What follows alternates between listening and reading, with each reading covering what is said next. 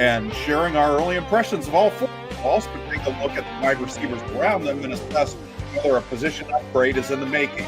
What's next this spring, recruiting, pro grade, and your questions all ahead. So buckle up and start loading up the portal. This is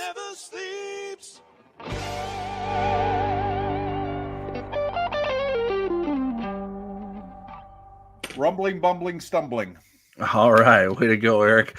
I'm not sure what made it live there. We had no viewers for most of that, and it just clicked over to live over on the YouTube. I was looking at the YouTube link. I was like, "What is going on? What's going on here?" But so hopefully we caught all that, and if not, we don't have to worry about that. But we appreciate everyone who is here, despite maybe some slight delay there. Our live viewers provide a lot of the content for us throughout the show, so we appreciate that. Brian and Jeff have already been chatting it up in the comment section. Same with Irish fans. So thank you guys for hanging out with us.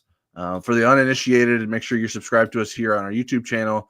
That allows us to get questions from you during the show and puts our content into your YouTube feed whenever we post a video. We'd also like for you to join us over at InsideNDSports.com, where you can get access to our premium analysis and recruiting coverage and special access to us over on the Insider Lounge, where we share our inside information first. You can try us out over there with a 30-day free trial using promo code NDYT. There's a link to subscribe in the video description below. Irish All right, fan Eric, wants me to do the intro again. Yeah, I won't put you through that. I'll just let everyone know it was spotless. Okay, cool. So first off, Eric, tonight we were going to talk about our first look at Notre Dame's quarterback competition. Notre Dame is fully embracing its competition with three contenders: senior to be Steve Angeli, junior to be Kenny Minchie, and sophomore to be CJ Carr, all of whom are receiving equal reps this spring as much as possible. Do you think it's going to take longer to identify the starter by having all three on equal footing starting the spring? Not necessarily, and we've even seen four in some springs. And the reason why I say not necessarily is Marcus Freeman has been pretty clear what he wants to see is separation. So that might have the same timeline as 2 versus 3. It might not. But what would typically slow the timeline is a new offensive coordinator, happened before, new quarterbacks coach, completely new offense with new terminology. You don't have any of those things. For me, Tyler, what's really going to be interesting in this competition and deciding that separation is making that floor versus the ceiling argument, and how much does that matter? And we know in last year's competition it did matter, that Riley Leonard's ceiling was certainly more convincing than what Steve Angeli's floor was. How about you? What do you think? Yeah, I think like it being a drawn out process is more beneficial than harmful. I think you want to keep all those guys engaged. You want to give them as much of an audition as possible so they feel like this is a real competition. Every indication would lead you to believe that it is a real competition. It's not like Notre Dame already has made up its mind and is just sort of stringing two of the other guys along. I feel like this is really an open battle for those three. Obviously, we all have our own opinions in terms of who we think would be the best fit for Notre Dame, but Notre Dame is going to do as much work as it believes it takes to sort of sort that out and figure that out and get the sense of where this offense is going with whatever quarterback steps forward going into the summer. Do you think we learned? So we got to see the first 4 periods, which going from 5 periods to 4 periods is more. It's you lose more than you would think you would, but just another 5 minutes does make a difference. But do you think we learned anything of significance during that first viewing window of the first practice last Wednesday? Well, here's kind of how I look at it, and the answer gets better as the deeper I go. So don't run away. If you wandered in from being abducted by aliens and didn't know the backstory of these guys, you'd say, "Wow, they got 4 good options." You got to see some physical traits, but you didn't get to see them in competitive situations. You didn't get to see them have to process the line of scrimmage or post snap. But I think we did get to interview these guys really early. Tyler wrote 3 stories on the 3 contenders, 3 really good stories. If you haven't read them yet, I'd suggest you do. I talked to Blake Hebert, who's the 4th quarterback, really impressed with him. And I think if you couple those interviews with Gino Gaduli's conversation and those stories, I do think you start to see some of the picture. It's not, I mean, if we didn't get to talk to them, then it was almost worthless what we saw. How about you, Tyler? Having talked to them, do you feel like you got a sense of where this might go? I don't know that it necessarily illuminated where this is heading. I think it, like, individually, you have a understanding of how everyone is approaching it and handling it and their confidence in it. So I feel like that was something that we learned. Certainly, like you said, in terms of what we're seeing or what we saw in that small window, like, it just looks like Notre Dame has really good quarterbacks, and we'll have good options to choose from.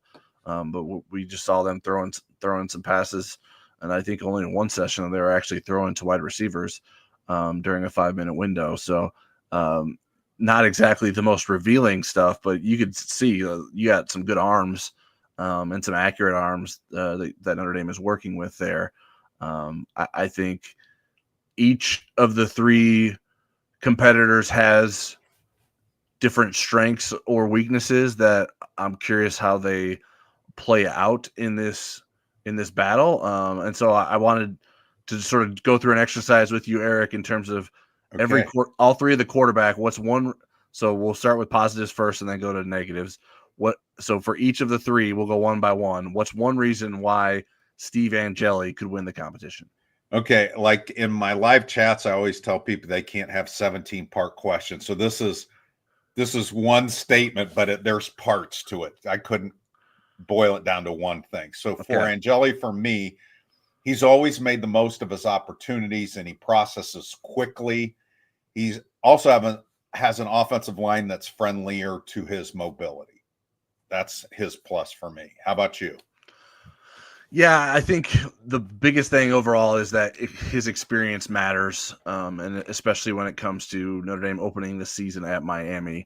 I think that is the biggest box that is checked in Steve Angeli's favor heading into next season.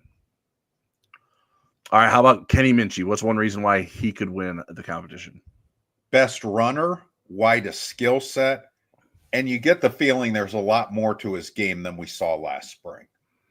How about you? Yeah, I think that's fair. I think if he indeed has the most upside as a run pass threat at quarterback, that could open the door for him to win the quarterback competition. So I think the combination of what he could do with his legs and his arm, I think because his legs are maybe a bit better than some of the others, maybe we're talking about that too much. Whereas I think he has a good arm too. But I think the combination of those 2 things would be what he would need to solidify as maybe something that could put him ahead of the others.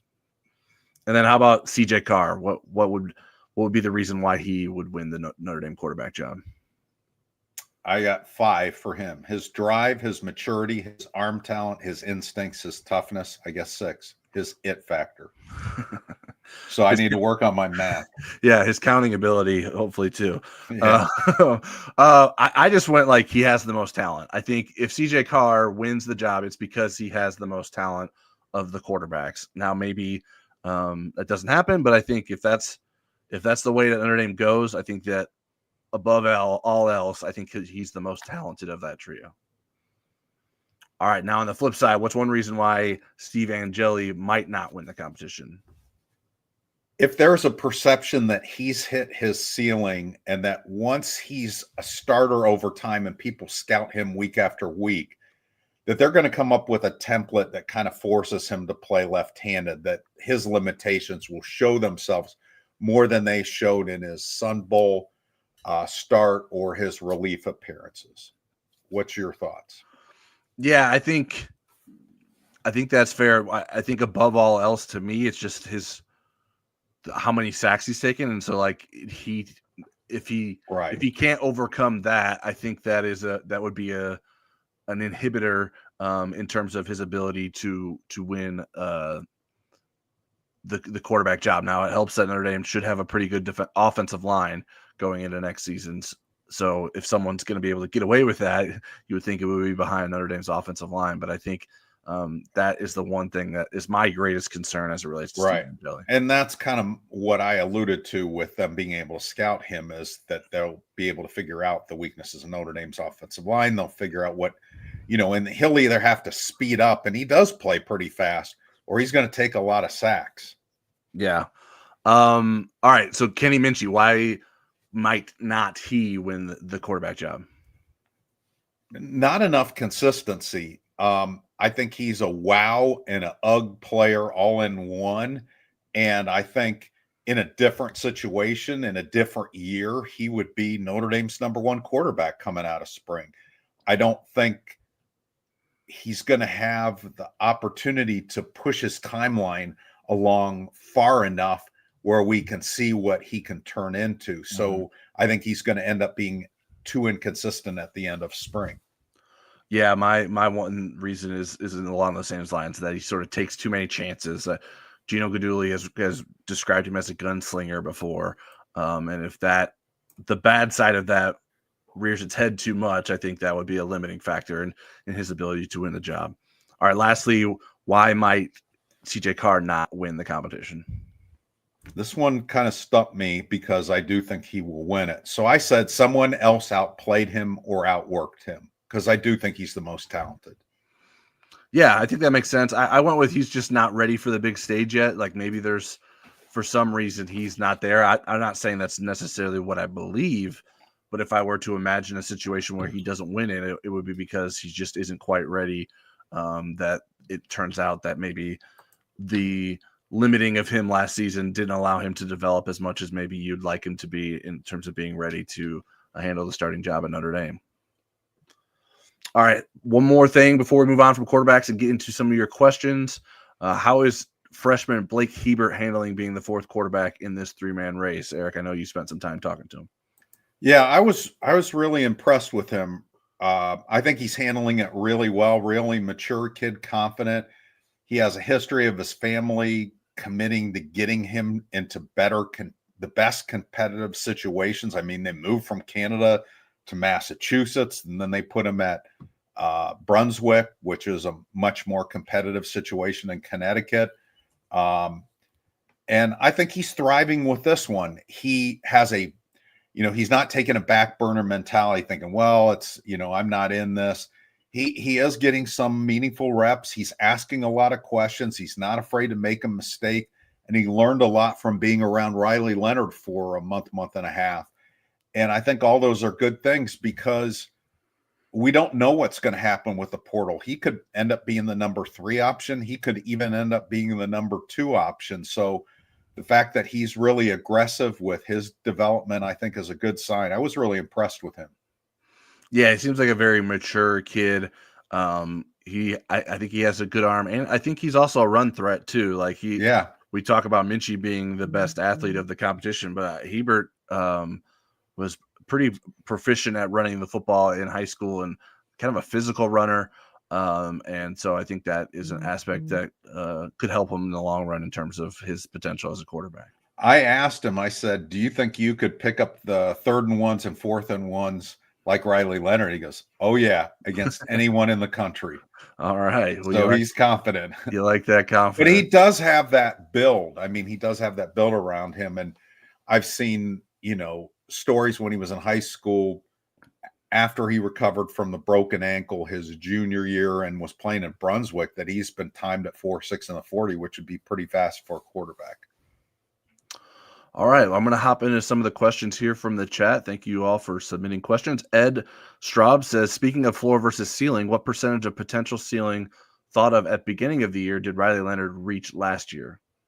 Of his potential ceiling thought at the beginning of the year did he reach? I would say he was pretty close. I think had he had the spring, we might have seen a better passing version of him at different stages. I think by the time he got to Ohio State, he was about where he's going to get as a college player. I mean, I think he'll continue to grow in that area as a pro, but I think the coaching staff was pretty happy with the version of Riley Leonard that they got in the playoffs. So 90%, I guess, if I have to put a number on it. I'm not good at the math stuff. You already screwed up the 5 versus 6 thing. Well, there's no right or wrong answer here, so the math can be whatever you want it to be. 90 was the number that came to mind for me as well. Oh, good.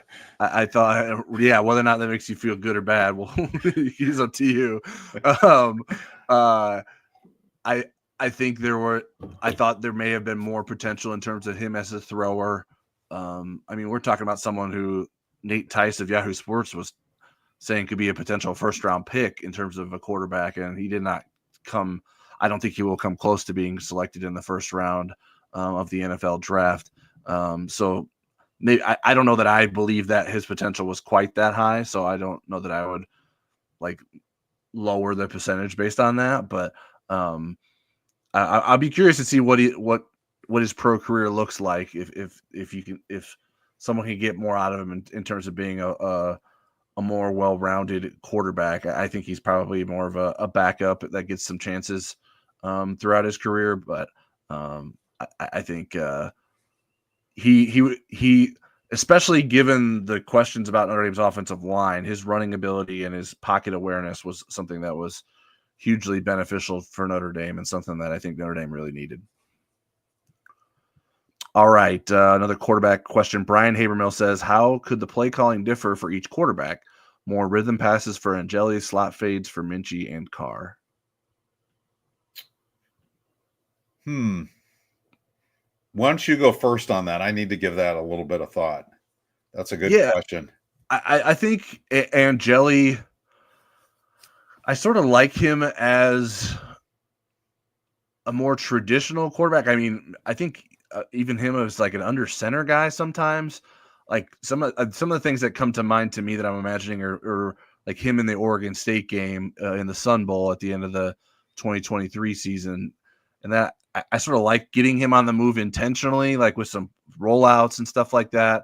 I think he's a decent enough athlete to do those things. I don't know that he's someone that's going to make something out of nothing sort of guy. So yeah, I think the rhythm passing, the like timing routes with his receivers. I don't know that he has the strongest arm of the three. He might have the weakest arm of the three. So I think more timing and maybe use some more tempo with him too to get him in a rhythm. Those would be things that I think maybe you would lean into with Steve Angeli at quarterback. I think with Carr, I think it's everything, right? I mean, that's why I think that the talent is there, that I think if he continues to develop, he should, like, there aren't things in an offense that you're not going to ask him to do. Maybe not like be a runner like Riley Leonard, but I think in terms of a passing offense, you're going to ask him to do anything that you want him to do, and that you would like your quarterback to do, whether it's him or take your pick on what quarterback you have. And I think Minchie would probably be a little bit somewhere in between the two. I think in terms of being someone that, like I said, I think maybe there's some questions about him letting it rip sometimes when you don't want him to. So maybe getting him in rhythm to make sure that he doesn't sort of freelance a bit and lead himself into mistakes and try to avoid those situations. At least as a young quarterback, maybe as a more experienced quarterback, he becomes someone that makes plays out of situations like that.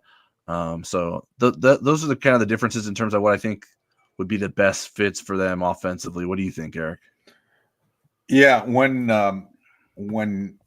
I got a chance to, I jotted down a few things. I don't know that Notre Dame wants to play tempo, but I do think Angeli could benefit from that. I think he could handle that really well. Why I say they may not want to play it is because what you do to your defense, putting them on the field for more plays, putting all your players on the field for more plays over what could potentially be a 16-game season. You look back at some of the snap counts from when teams played tempo a lot, and they were as high or higher than Notre Dame this year in a 16-game season. But tempo comes to mind for me. For Minchie, I think you have to live with if he's going to be your quarterback, you have to live with his freelance because he can make plays that nobody else can play. Now, you're going to call certain plays that you think play to his strengths, but I think sometimes you are going to get really good plays out of things that had nothing to do with the original play call. And then CJ Carr seems like kind of calling plays for Brady Quinn, where you're going to trust him to make good decisions, and you're going to be able to be maybe a little bit more daring with your play calls because he can make those throws and he's not going to throw into coverage. So that's kind of how I see those guys. And I might have a different answer as we get deeper into spring. All right, let's shift out of the quarterback questions. Jeff Stevens says, does the shift of Devin Houston from defensive line to offensive line suggest growing confidence in Jason Onye and the defensive line in general? Other thoughts? Well, I mean, when Devin was there were 12 players for those two positions. And when you look over on the offensive line, so I think it helped both. I think it got rid of a little congestion. When you think about 1 through 12, who would be 12? Devin Houston would be in that conversation. And then when you look at the offensive line with some of the injuries, like Chris Tarrick had a couple of cleanup things that were going on with him at offensive guard. It just seems like they could use another interior offensive lineman. And if he's the 12th option at defensive, interior defensive line, he's going to be much higher on that list for offensive line. But I don't see him as a guy that's going to rise to the top of that, but maybe he'll surprise us. Yeah, I don't know how much higher he would be on that list in terms of offensive line, because maybe you would just shift guys that are tackles down to guard and instead of playing Devin Houston on the interior offensive line. I just think Notre Dame doesn't necessarily see a future for him at defensive tackle. And that's what led to this decision. Now, maybe if like all the offensive linemen were healthy, then maybe they wouldn't make that move. But I think it has more to do with what they see for the path in terms of Houston's chance to play at defensive tackle and trying to find a better way to utilize him than anything else. Yeah. Keep in mind, it's not just Tarek. Schrouth they're going easy on Schrouth this spring. The center isn't. Ashton Craig. Ashton Craig isn't there. Knapp is coming back from ankle surgery. So you've got a lot of guys either limited or not even playing. So those interior positions, you need some people to man them. Even if he said, all right, let's move him back, he would be helpful for the spring to be on offense, just to have the bodies. All right, Brian Habermill says, it's my impression that Notre Dame's offense could be better while ND could average less points because of not having a Purdue output as an outlier. What stats should we really watch as indicators? I'd have to go through the schedule, and I'm not going to do that right now to see if there's a potential Purdue on there. There's years where, the yards per play and the scoring is not as high one year and the offense is actually better. I'd still look at yards per play. I think I'd look at the pass efficiency number. That's always a big indicator of how good an offense is. Yards per carry with runs, sacks allowed. So those are some of the things that I would look at. But wins is the big indicator. If you're winning games, if they're doing the right things to win them games, scoring enough points to win games, that's the ultimate factor there. Well, there is a Purdue on the schedule because it is Purdue. It's on the schedule. Okay. Well, I don't know that they're going to be as bad as last year. Boy, right. I think that's what Brian was getting at, that the fact that Notre Dame might not score as many points in any games as it did against Purdue. So I think that's true, although one game over a long season, especially as long as Notre Dame season was last year, that limits the impact that one game had on the scoring average. I think yards per play is something that is always telling in terms of how efficient you're being as an offense. Red zone scoring percentage, I think, is important, and beyond just the scoring percentage, like how many times you're scoring touchdowns versus field goals is obviously helpful as it relates to that. Turnovers, I think, is obviously going to play a role in that too. And frankly, like turnovers that your defense creates can also help your scoring average significantly too. So sometimes that can be misleading. But yeah, I mean, per play averages are important. Rushing yards per play, even like yards per attempt in terms of the passing game, is a number that I try to track. And see if Notre Dame can improve in those areas. The five I always track in their, there's defensive stats in it too, but you look at the championship teams, they're usually really good at 4 out of the 5, if not all 5. And it's rush offense, rush defense, total defense, pass efficiency, turnover margins. Those show up all the time. What was interesting with Notre Dame is when you get into the playoff, they were going against really good defenses all 4 of those games. Indiana was ranked very high, even though reality they weren't as good as Georgia's defense, but their ranking was high. And Penn State and Ohio State. So what's going to stand up?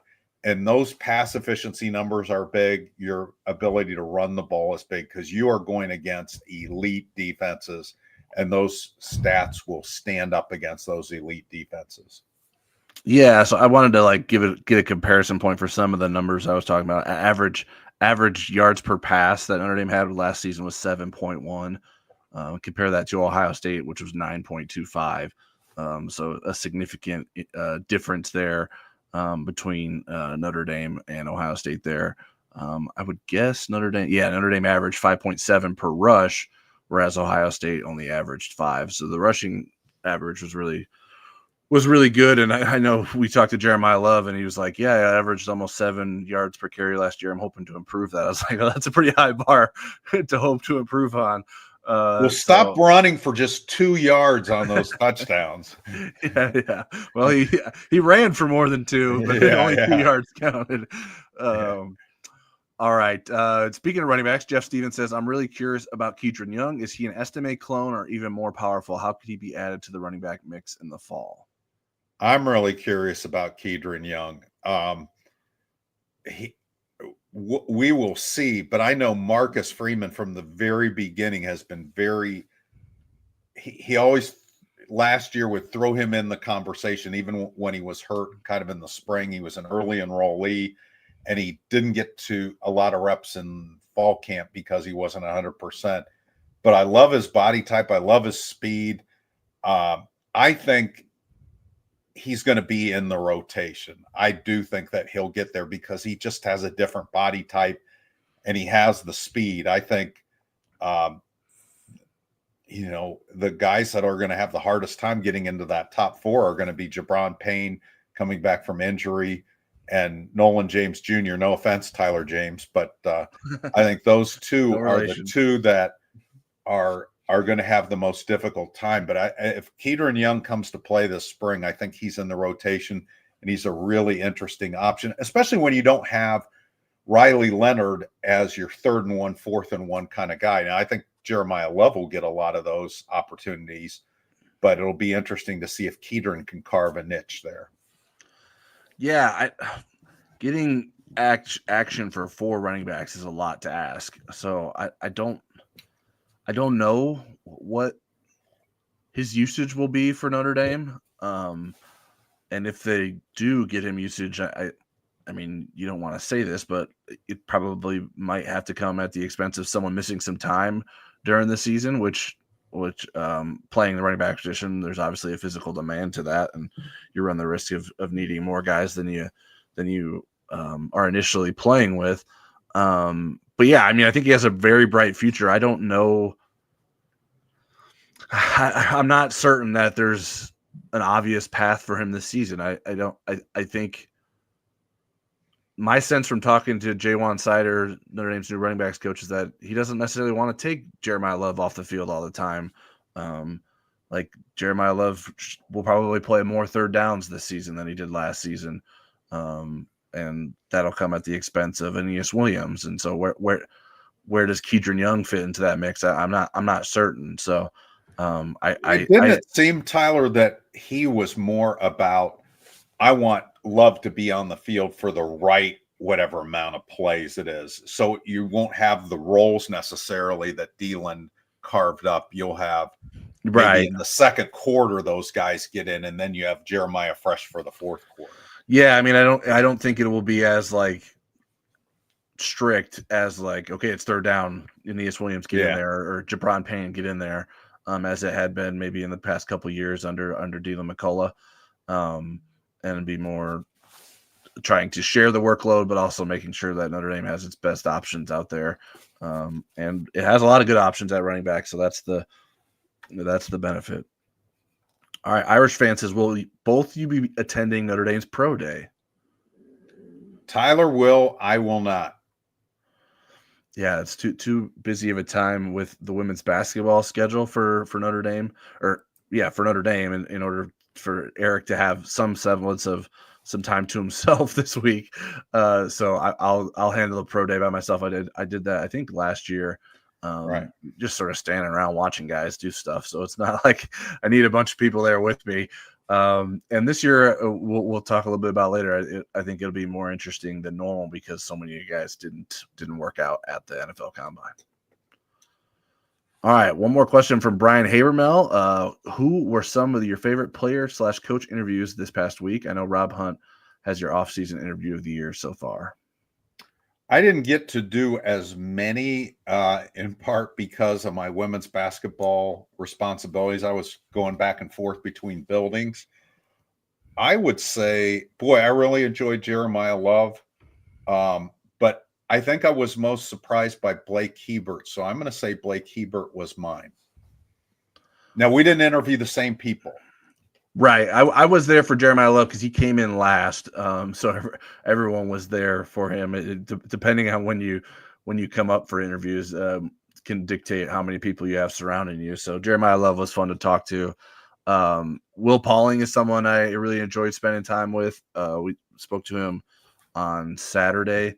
So that was a good conversation. I talked to Jaywan Sider on he's interesting. Friday last week.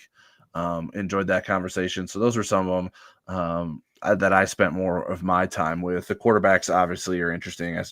I spent most of the three quarterbacks that I wrote about, spent most of the time talking to CJ Carr and making time for that. So Notre Dame, as expected, has a lot of interesting players, and we get linemen next. We get a good amount of access to those players, especially in the spring, and so we're really appreciative of that. And including, like on Saturday, we spoke to all the newcomers that are on offense in terms of the grad or transfers in, and the freshmen. So that was good, even though we had to do it on the field, which is a little more unorganized and a less relaxing setting for the guys that can sit down at the table and talk to you. But there was important recruiting happenings going on in the unofficial media suite for us over there at the IAC. They were sitting in the Media Appreciation Lounge. The Eric Hansen Media Appreciation Lounge. Former host, it was the former host of the Brian Kelly radio show for a few short-lived weeks. I was trying to get Brian Kelly to change the name to the Media Appreciation Lounge. It didn't happen. All right. So let's move on, Eric, and talk a little bit about the talent surrounding Notre Dame's quarterbacks this spring.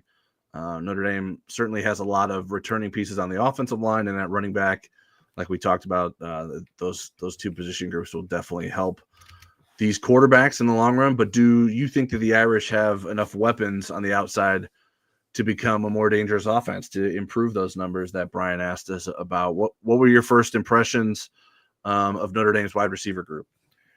Well, to answer the first part of your question, we'll find out more about the spring, whether they do. I feel pretty good about upgrading at the boundary. I think Malachi Fields can be even though Notre Dame was pretty deep at the boundary last year, I feel like Malachi Fields might be better than those guys. Now, again, we won't get to see him until August. To me, the field receiver's the question, but I think there's some really interesting options there. And again, my first impressions, I mean, I watched them run drills. I thought there looks like there's really good speed. There looks like there's some good quickness. They look good in drills, but I didn't see them going against Notre Dame's defensive backs. Right. And so that's kind of where you get a little bit better perspective. Yeah, I spent the time I spent at practice watching different position groups. Wide receivers was who I spent the most time with. It was kind of like a reminder of like how inexperienced that group is until Malachi Fields gets here and Will Pauling is fully in the mix coming off his foot injury. You have Jaden Greathouse, Jordan Faison, and then a lot of young guys from there. So I think there's some intriguing athletes there, but I think it's a bit top heavy right now. And we'll see, like, I think the spring is what I'm hoping to see is some guys start to step up, and prove themselves as viable options for Notre Dame in the passing game. Jordan Faison was one of the receivers that we saw there, taking some time away from his men's lacrosse career. How important is it that Jordan Faison will do more football this spring, according to Marcus Freeman, than he did last spring? Yeah, I'm still not sure how much more now. The week Notre Dame started spring practice, the lacrosse team didn't play that weekend. Here's what I think about Jordan Faison, Tyler, and Brian Haber-Mill. I'll address this to you too. He might be getting to the point where everyone else don't listen. Yeah, and everybody else can tune out. No, all of you. Marie from Atlanta, if you're here. By the way, Marie says she's coming for you in the basketball pool. She says she's 2 spots behind you, Tyler. All right. Everyone's no one's above me, to be clear. So, well, I think I'm the Mendoza line and not the Tom Mendoza line. All right. So I think he's getting to the point where he's at a crossroads with this whole thing. I think he's different from Drake Bowen because Bowen wasn't playing much with baseball. Faison's an important part of the lacrosse team. Right. But to me, can his body keep taking all that high stress competition for so many months of the year without it degrading one side or the other? I mean, he's pulling it off for a second straight year. But if he really has pro potential, if he really has starting potential to be Notre Dame's best field receiver option, then at some point he's got to decide, where his future is. And it may be lacrosse, it may be football, but I think at some point he's going to have to make that decision. Yeah, in terms of the difference between what he was able to do last year and this year, I mean, I think it might just be as simple as like he was able to practice with them last week because the lacrosse team didn't have a game. And then next week they play on the weekend, but it's a home game. So it's not like he's traveling away from them. So I think even in the first 2 weeks, he might have more action than he did maybe all of last spring as he was trying to get himself acclimated to the lacrosse team. So I think it's important because I think he still has plenty of room for improvement in football. He's been able to make a splash because of his quickness and elusiveness and his athleticism in football. But I think there are plenty of nuances to the game that he can continue to improve upon and be valuable for not just him, but Notre Dame's offense come next fall. Someone that was running around doing things, even though I mentioned he's coming off the foot injury, is Will Pauling. Were you surprised by how much he was doing on Wednesday? A little bit, because they said he was going to be limited. And in the interview you were part of, he said, he had the surgery on his 5th metatarsal, and he seemed to be coming out of it really good. I watched him in drills, and his quickness and his cutting ability, it jumped out at you. And he seemed to be very optimistic about it. So you did the story on him, so I'll let you answer that better than me. Yeah, when we spoke to Rob Hunt, he did speak highly of in terms of where Will Pauling was in his recovery. I think it caught some of us off guard, not knowing that that was something that he needed to have. And according to Hunt, Pauling was on track to do some team activities in the end of spring. But yeah, like I thought looked pretty good in drills. When they were doing individual drills, he was the last to go, which is typically what they do with guys who are more limited. They'll have them go last in the sort of the rotation in that situation. So the fact that he was moving around and he feels good seemed like positive signs, and it'll be interesting to see like how much of what Will Pauling was last year versus what he was the year before when he was Wisconsin's leading receiver in every receiving category. Um, how much did health have to do with that last season? And obviously offense and quarterback and quality of offense can play a role in that too. One person who did miss some time on Wednesday, and I saw Saturday in a sling. It was Micah Gilbert. He if he has to miss some more time or a lot of time this spring, what do you think the impact of that would be? I think it would slow his own development because this spring is a golden opportunity for him with Fields not yet here. You look at who's behind him on the depth chart.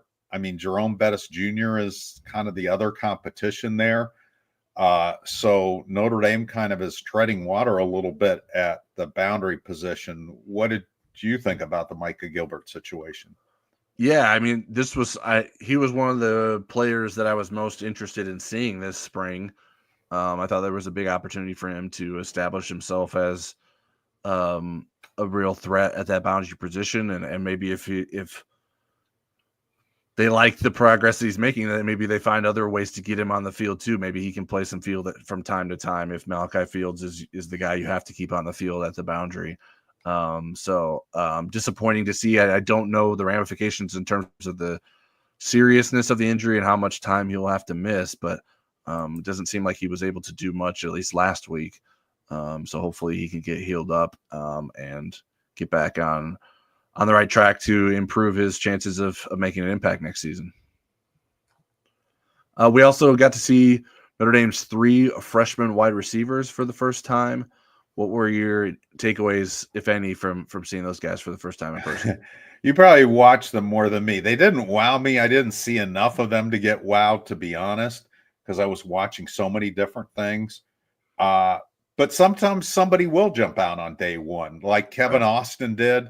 Xavier Watts did as a wide receiver. And then we had COVID, and then we didn't see him at wide receiver again for a while or during the season. And then he became a defensive player the next year. So there are times where somebody's speed grabs you. None of those guys, I tried to, watch them a little bit, but none of them, I just went, oh, wow, they should have never been a 3-star or a 4-star. These are 5-star guys. But again, we'll see. I saw Scrap Richardson drop a couple and passes in a drill.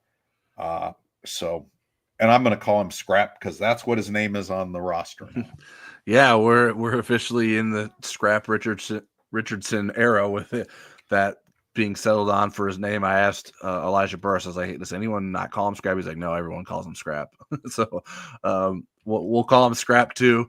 Yeah, I thought like I said, I watched receivers more than anything. So I saw those guys go through a number of reps each. I think Elijah Burris, and this maybe is confirmation bias because this is how I felt before seeing them in person in the same setting. Because I've seen Elijah Burris in camp before. I'm not sure if I've seen Jerome Bettis at a camp before. But I think Burris looks the best of those 3, in my opinion. I think he's the furthest along of them, the most developed. And if someone were to surprise in terms of being a freshman that can impact the receiver group this coming season, not that I expect that to happen, but I think he would be the leading candidate to do so. Richardson, I think he looks very quick, but he also looks very skinny to me. Yeah. The shoulder pads almost looked big on him. And like you mentioned, he dropped at least 1 or 2 passes. So room for improvement there. That not surprising considering he wasn't a receiver in high school, played quarterback and defensive back. So a learning curve there for him. Jerome Bettis looks like he physically fits in. Jerome Bettis Jr., obviously. But I didn't see, there was nothing that was like, oh, wow, I can't believe he did that or anything like that. So a lot of room for improvement left for all those guys. But nice to see them together on campus and working through getting a part of the offense. Elijah Burris seemed very confident that he can handle what's being asked of him, and that's a good sign that early on you don't feel like you're unable to do what's asked of you as a freshman, because that's a big part of it. All right. I wanted to preview a little bit of what we're looking at moving forward. We have another small window of practice viewing scheduled for this week. What do you want to see that either you didn't get a chance to focus on last time or just want to see more of? Yeah, well, what I want to see is me filling out a photography assignment, and I've done that, so I'm really happy about that. What I'd like to see, and I won't get to, are competitive periods, 11 on 11s, even some DBs versus receivers and tight ends. In those passing drills, it gives you some info.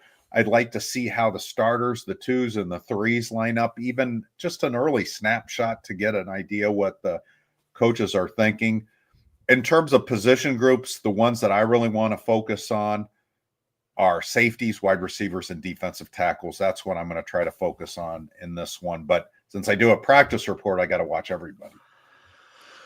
Yeah, I didn't spend a lot of time with the offensive line, so I wanted to, and this will probably be seen in the video that I do, because in doing the video from practice, I have to make the decisions. I try to get what I think is the most compelling stuff to see.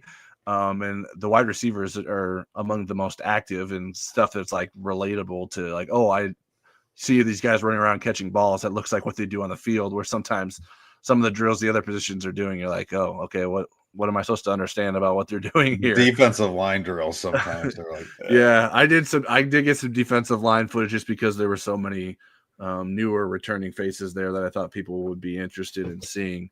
Dawson's a big dude. Yeah, Jared Dawson is a big dude. Sean Sevillano Jr. is a big dude as well.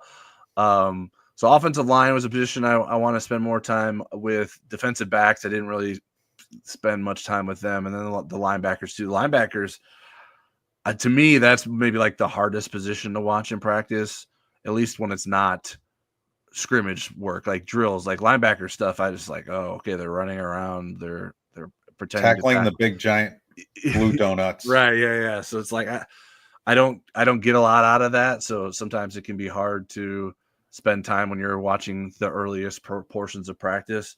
So those would be some of the positions that I will be looking at. And Brian asked if I will keep narrating. And yes, that is my plan. We've gotten a lot of good feedback in terms of me doing that. If you haven't watched yet, go on our YouTube page and look for the highlights from practice last Wednesday.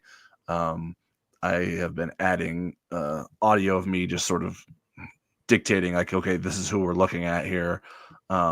Because I know sometimes it can be hard to watch, especially in the spring when guys are wearing new jersey numbers, or you're looking at depth players who you're used to knowing what their numbers are even. So hopefully I can continue to do that. It does slow me down in terms of getting the video out quicker, because I have to make sure I know who's all in the video, and then say it all without. I vote for the narration. I don't know about you guys, words. But that's my vote. No, yeah, it seems like it's been popular, so I plan on continuing to do it unless for some reason I'm unable to do so. So I plan to keep doing that, and want to give our viewers as much information as we can to help them watch along with it. Speaking of the offensive line, I didn't spend much time looking at them. I don't know that either of us did a lot of reporting in terms of who was lining up where or what they were doing during practice. So I'm curious from your perspective, when do you think we should start taking serious where guys are lining up on Notre Dame's offensive line this spring? July 31st. Because there's just so many guys out. I mean, I think it's important.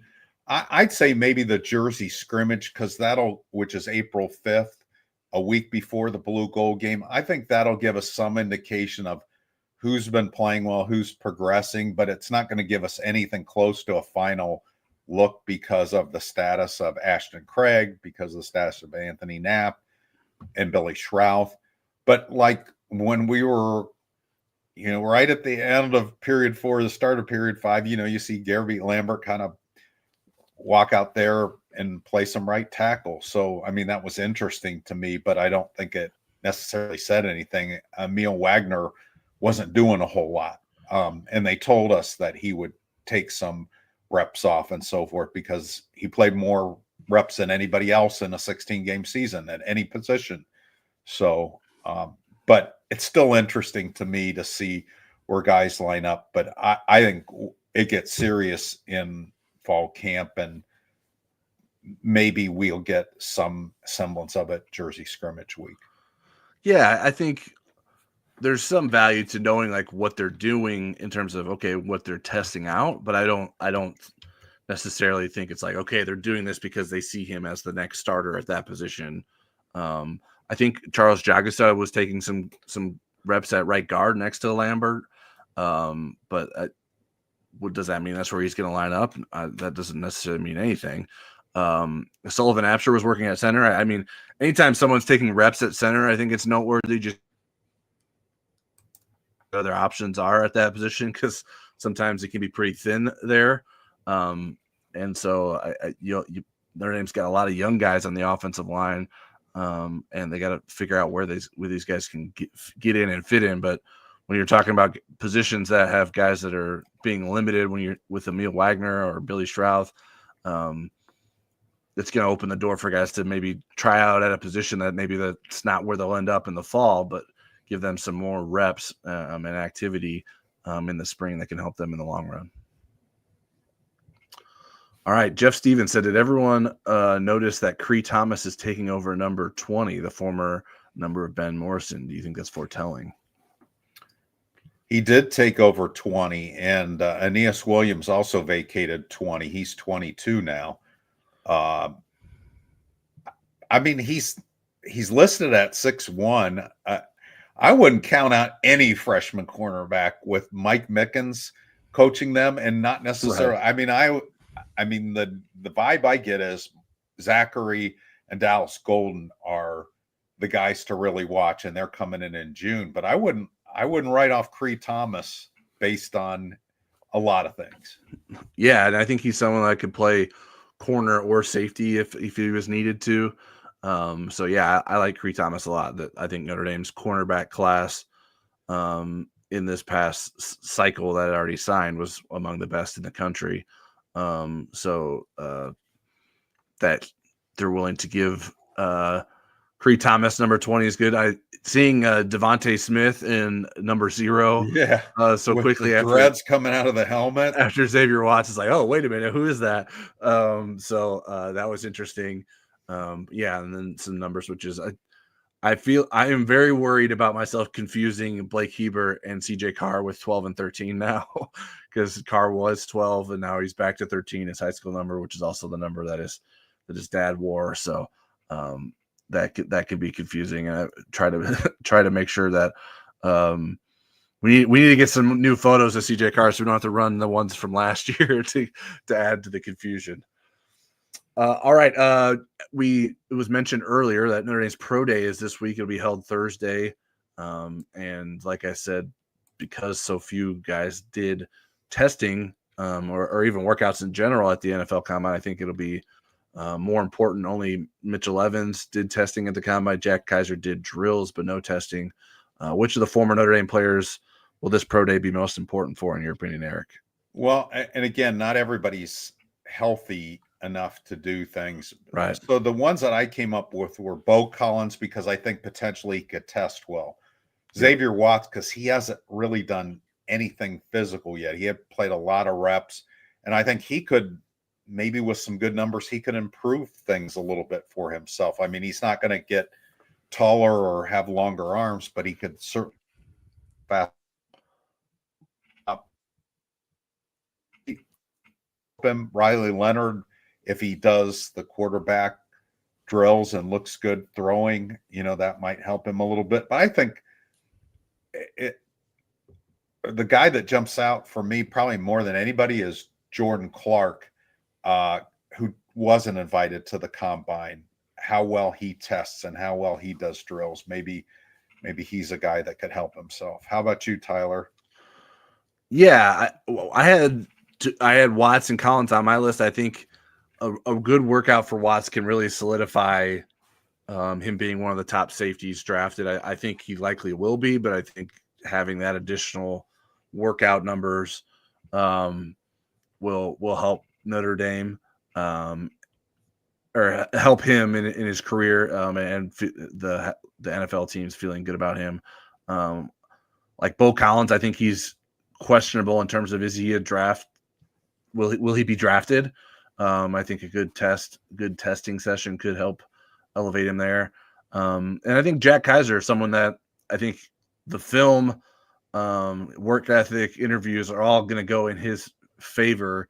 And so for him to put up some good testing numbers as well, I think would be beneficial for him and improve his draft stock.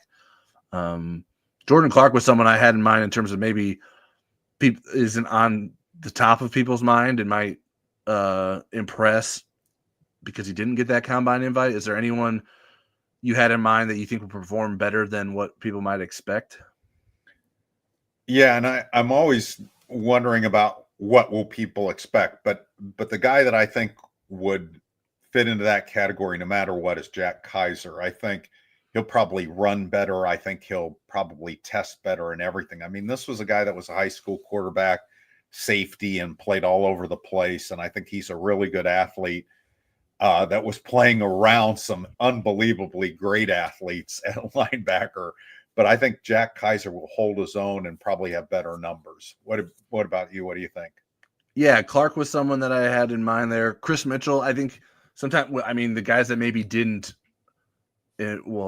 specifically Mitchell, like I don't know that he sort of maybe met expectations in terms of his production as a receiver at Notre Dame. But I think there are some unique athletic traits in Chris Mitchell that maybe we didn't get to see always. And so maybe he does better than folks expect just because maybe they were a little disappointed by his output as a receiver this past season. And Brian Habermill said on Peacock, I think, yes, the Pro Day we presented live exclusively on Peacock from 12:30 p.m. to 2 p.m. Eastern, according to Notre Dame. So if you want to watch, you can do that as well, and probably have a better view with the cameras than I will have there in person.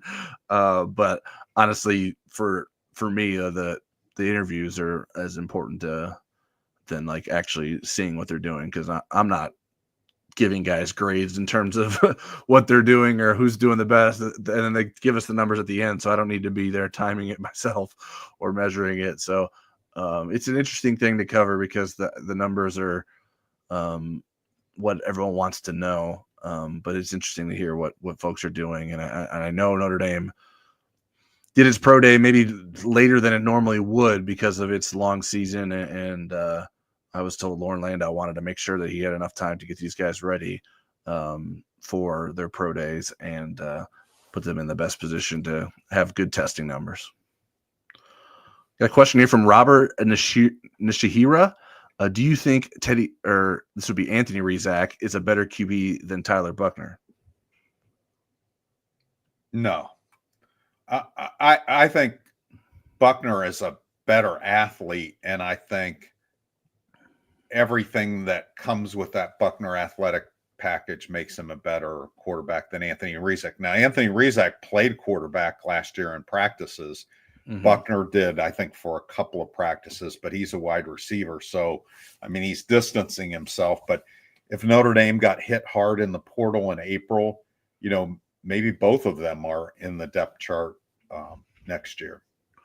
Yeah, I mean, I think Rizak may have a better grasp on running Notre Dame's offense right now, just based on the position that he's practicing in. But yeah, I would think that Buchner could handle quarterback responsibilities. It probably would have a higher ceiling as a quarterback. That's why he was Notre Dame starter in the past and was given a chance to start. And Gator Bowl MVP. Yeah, and Gator Bowl MVP. So with due respect to Anthony Rizak, I think Tyler Buchner would, in case of emergency, maybe be a better option for Notre Dame. But obviously, Notre Dame is hoping that's not something that it has to deal with in the near future. All right, Eric, before we get out of here, I know we're past an hour, but I wanted to give some recruiting highlights. So I will just go through some names. You want me to ask you the questions? Yeah, so go you can ahead. look. Sure. Okay. Who are the most important visitors last week, Tyler? All right. I would categorize 3 as the most important visitors. Running back Javion Osborne, who's the number 3 running back in the 2026 class. Safety Joey O'Brien out of Pennsylvania, the number 16 safety, number 230 overall in the 2026 class. And defensive end Rodney Dunham out of North Carolina, the number 11 edge and number 121 overall in the 2026 class. Talented players, positions that are still of need in this 2026 class. And I think all 3 of those visits went pretty well. So I think those were the most important visitors from last week. Which of the recent visitors is most likely to end up in Notre Dame's class? I would, ahead of any of those 2026 guys, I would put 2027 defensive tackle Braden Parks. He's the godson of Chris Zorich, the number 11 defensive tackle in that 2027 class, according to Rivals. Out of Chicago, just someone that feels like it would be extremely disappointing if he doesn't end up at Notre Dame. I think Notre Dame made good progress with some of those important visitors like O'Brien and Dunham. I think there's stiff competition there, but Notre Dame could, I think is in the conversation of being the leader for both of those guys. So we'll see how things play out moving forward. But obviously, I think some tougher competition and harder pulls than what Braden Parks may end up being. But I think Notre Dame put a good foot forward last week with the first sort of spree of visitors for the spring. And who might be visiting this week and displacing us from the Media Appreciation Lounge? Yeah, there'll be visitors throughout the week at the practices. Offensive line commits Sullivan, Garvin, Tyler Merrill, and Ben Nichols are all expected to be back in town. Some defensive ends in the 2026 class, Dre Quinn, the number 10 edge and number 102 overall out of Georgia. David Jacobs, a defensive end in the 2027 class. He's the number 2 defensive end and number 18 overall, a very talented player out of Georgia. 2026 wide receiver Kaden Finley, number 12 wide receiver in the country, number 79 overall out of Texas. He's probably the most important wide receiver target for Notre Dame moving forward right now. So that would be a very noteworthy visit. Zach Fort, who's committed to Georgia, a defensive back out of IMG Academy. Rivals ranks him as the number 2 nickelback. I think Notre Dame is recruiting him primarily as a safety, but certainly maybe could play nickelback in the future. But interesting that he's still getting back up to Notre Dame despite being committed to Georgia. And then another quarterback to watch. Notre Dame still has not offered any 2027 quarterbacks, still working through who it wants to move forward with there. Quarterback Malachi Ziegler, who's ranked 7th at the position and number 45 overall. Out of Louisiana, is expected to be on campus as well. So some big-time talent expected to be at Notre Dame coming up this week. Rock and roll. All right, well, that'll do it for us tonight on Football Never Sleeps. We will most likely not be on Monday next week, given the Notre Dame women's basketball schedule. So we'll keep you in touch in terms of what that means Tyler's predicting a victory over TCU. So let's keep that. I want to put it out there so people aren't like, where's the show at? So we would probably switch to Tuesday, but we have not settled on that yet. And obviously we could still end up doing Monday if the women lost, because Eric said I was too confident about that. So I didn't say you're too confident. I just point out you are confident. And if you see my bracket, I am also confident that they will win that game. All right. Well, it'll be interesting to see how they fare in the Sweet 16 and if they can advance beyond the Sweet 16 round under Niele Ivey. But we appreciate everyone tuning in tonight on Football Never Sleeps. Make sure you like the video, subscribe to our channel, and head over to InsideNDSports.com for all your Notre Dame coverage needs.